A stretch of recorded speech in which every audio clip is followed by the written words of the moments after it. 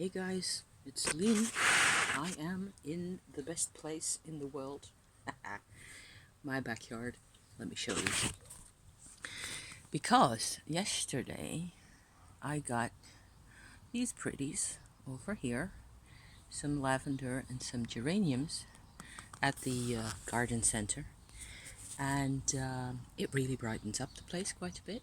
It looks a bit more like an inhabited place actually. So less than, less derelict and left to the storms of nature. So the reason I'm coming on today, hi, by the way, my name is Eileen. I am doing weird things on the internet as more people. I'm also having these thoughts. Today's Thursday. Yes, there's another one. The 16th of June, and it's fairly hot. It's going to be a hot day. Tomorrow, the day after, they're promising us over 30 degrees, and it feels like it's fast climbing. So this is really great with all the greenery here. I'm actually way cooler. There's a bit of a breeze. It's beautiful. So I'm not speaking very loudly here because neighbors, I don't know who else is outside. I don't want them to, be bothered by my recording here. But I felt that I was having a conversation over Messenger with my uncle this morning and also yesterday. I see there's a message from him coming in now. I just have to turn off the sound, like so, which I should have done before starting, right? Anywho, what with my own practice and the need I have had to start on this practice or to sort of forge my own way, I'm not the only person in this kind of a position at all. I've been on a path over the past 5 or so years, even before that actually, but less consciously. Recently it's been more and more conscious, where I've sort of had to make 100% my own decisions in everything. I listen to what people say because that's what I've been taught. It's not like I just dismiss whatever anybody is saying, but I will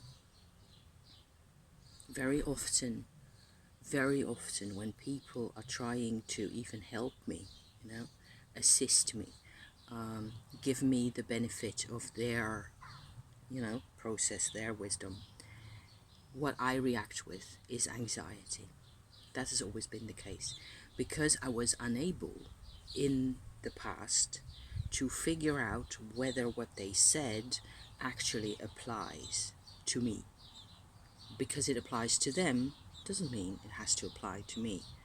And very many times, many times, anxiety was the inner child signal, very powerful, very uncomfortable, but afterwards, looking after the fact, a excellent signal from my inner child saying all is not well here. This is not a premise, whatever it was. It could be about a million things, It could be about work. It could be about myself, my attitude. It could be about my relationships to other people, my relationship to my mother that the other guy had never even met, things like that. I'm thinking of specific people here, but in each time there are only examples of a trend. Okay, there's a whole trend going through my life from day one where everybody was trying to the best of their ability to help me or to support me or to give me whatever they could give me, and I responded with anxiety because I felt like they were interfering with what was really my own shop, basically. Also, very deeply, I felt people couldn't really know enough. Also because I couldn't tell the whole story. I was unable, which is why I have a YouTube channel. Because this is the best place for me to tell as much of my own story as I can get at. It's a complex story. I'm not the only person in that kind of a position where you have so much going on. The more you study it, the more you investigate, the more it turns out that there are things beneath the surface that other people don't even acknowledge. And I'm not even talking about normal, regular things like people, parents, grandparents who are maybe narcissistic, who ignore their children, things like that. That's quite common, and there's reasons for why that happens, and why there's reasons why we are often excessively loyal to those people. The more they do not give us what we need, the more loyal we are, which sucks in all kinds of ways. There's other aspects where I lost my thread here. It's completely doesn't matter.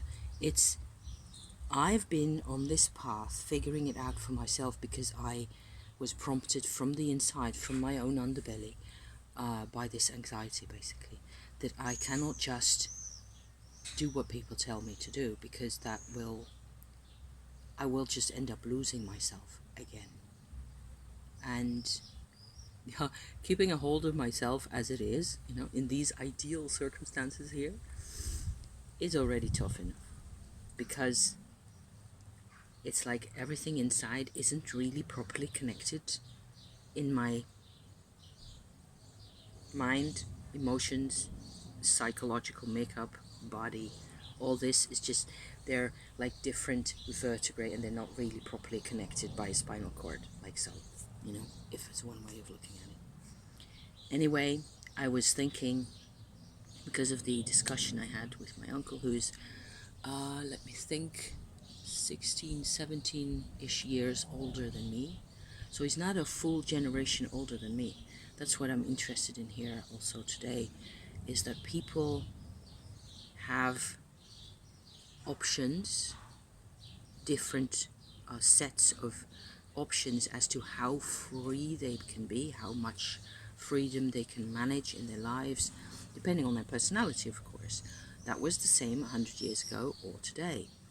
But there's also sets of options that people get in terms of how much free room, sacred space, personal space they actually learn to inhabit, depending on the generation. So my parents were born in before the Second World War, okay? Their parents were born at the beginning of the 20th century. For each of them, there's a different set of priorities in life, a set of regulations, a set of sort of a big set of ideas that they couldn't trespass over. It's like their whole lives were surrounded with those little do not trespass signs on all sides. And the path was mostly predictable. I think my grandparents, for example, when they moved to Indonesia in, when was that? In 1926, 27? They were quite young at the time. My granddad had got a post as a teacher over there, a school teacher in Indonesia, from the Netherlands to there. It was a transformation for them, and I don't think they were really very well prepared for it. They had some social context as colonials in those days back there, that they could use the resources, and they weren't really very poor, of course, because they had, poverty in Indonesia is a completely different story. You're in a tropical country, and you can't really, well, they tried very much to adapt their surroundings to themselves rather than immerse themselves in the culture or things like that, which is one of the problems of a colonial lifestyle back in those days, is that everything had to fit in with their preconceived notions, which didn't really work. I wonder how that was for my grandma, having kids there, having two children in those circumstances. there's an element there that I've never really thought about. So you see, there's hundreds of elements all the time. There's things, once you start thinking about things, you're busted, you're done. You're gonna be worrying about elements like this all the time. And how I look at it nowadays in 2022, I mean, we've just had this very exciting period of the pandemic just behind us, and a lot of people are thinking about things much more, are evaluating what their lives are like, what they want in life, whether, you know, how they manage, really, how they're doing, how they're feeling today, now. And that's one of the things that people really have had to learn, I think, in terms of those generational changes. We have, from the 60s onwards, more and more tried to figure out who we are, really, which wasn't an option to think about back before the war even, you know. So I see very much these people, individual people, as sitting astride with one leg in the half that is completely their parents' vibe, so to speak, their the motivations, the priorities, the ideas of the past, and the other leg is in the future and into what their lives could be like, into what their identities and their selves really are. And the way I've learned to look at it through my Tumo practice recently, more and more, is that there is a, for each human being, there is a true self that is most often deeply buried, okay? And then there's the tribe, the tribal, if you like, the tribal self. But I don't like to associate the word self with tribe, because in general, the tribe, the tribal energies will determine, say for me, for example, there's always going to be a fragment of colonialism going through my tribal consciousness. Even though I myself have never really experienced any of it, any of the colonial lifestyle and surroundings and the climate and the people, and none of it, you know.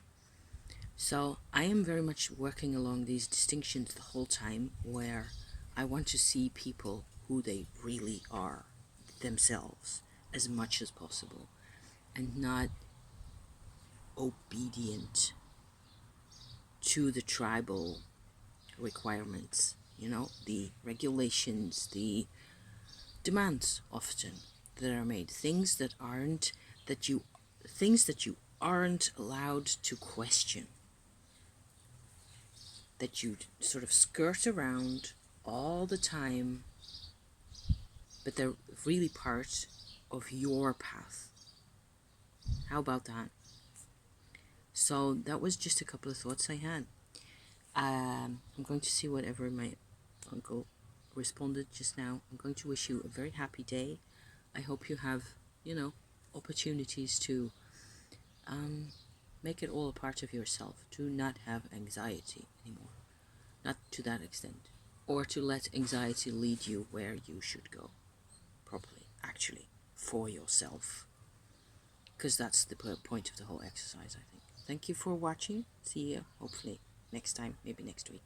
Okay, ciao for now. Thank you.